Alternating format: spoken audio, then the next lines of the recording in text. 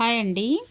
పట్టు బ్లౌజ్కి లైనింగ్ కదా అని మొన్న వాష్ చేయలేదు, కానీ అస్సలు మనసు ఒప్పలేదు. మళ్ళీ వాష్ చేసి ఐరన్ చేసి మళ్ళీ మీకు కటింగ్ అనేది చూపిస్తున్నా. అయితే ఈ న్యూ మెథడ్ కటింగ్ చూసేవాళ్ళు, ఇప్పుడు నా వీడియోలు చూసేవాళ్ళు ఒక షార్ట్ వీడియో ఒక 200 మంది చూసిరనుకోండి, అందులో కనీసం ఒక 10 మంది అయినా ఇంట్రెస్ట్ ఉన్న వాళ్ళు ఉంటారు కదా, వాళ్ళ కోసమని నేను వీడియో పెడుతున్నా.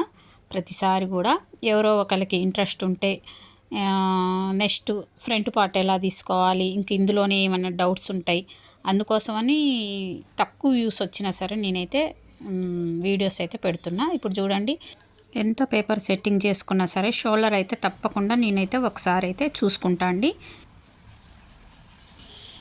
ఓకేనా? అయితే ఇప్పుడు చూడండి, బ్యాక్ పార్ట్ తీసిన తర్వాత నేను అదే బ్యాక్ పార్ట్ వేసి, ఇది ఎందుకు చూపిస్తుందంటే, ఒకవేళ ఎవరైనా మీరు ఈ కటింగ్ ట్రై చేయాలి అనుకుంటే బ్యాక్ పార్ట్ని కరెక్ట్ కొలతలతో, అసలు చాలా ఈజీ. బ్యాక్ పార్ట్ 3 స్టెప్స్ ఉన్నాయి కదా, ఆ 3 స్టెప్స్ కరెక్ట్గా ఫాలో అయ్యి బ్యాక్ పార్ట్ తీసుకోండి. తీసుకున్న తర్వాత ఫ్రంట్ పార్ట్ మాత్రం ఆ బ్యాక్ పార్ట్ వేసి ఫ్రంట్ పార్ట్ తీసుకోండి. ఇక్కడ నేను చూపిస్తున్నలాగా ఒక్కటే మిడిల్ చెస్ట్కి, ఇది చూడండి పొడవు ఇంత తగ్గింది. ఇక్కడ ఒకటి మిడిల్ చెస్ట్ మీకు ఎంత ఉంది, ఒకవేళ గ్యాప్ ఎక్కువ ఉంటే తప్పకుండా ఆ ఎగస్ట్రా తీసుకోండి. మిడిల్ చెస్ట్ ఆ లైన్లో చెస్ట్ పాయింట్ చూసుకోండి, ఆ లైన్లో ఎగస్ట్రా తీసుకోండి. మిగతా అదంతా ఆ బ్యాక్ పార్ట్ వేసి ఫ్రంట్ పార్ట్ కటింగ్ చేయండి.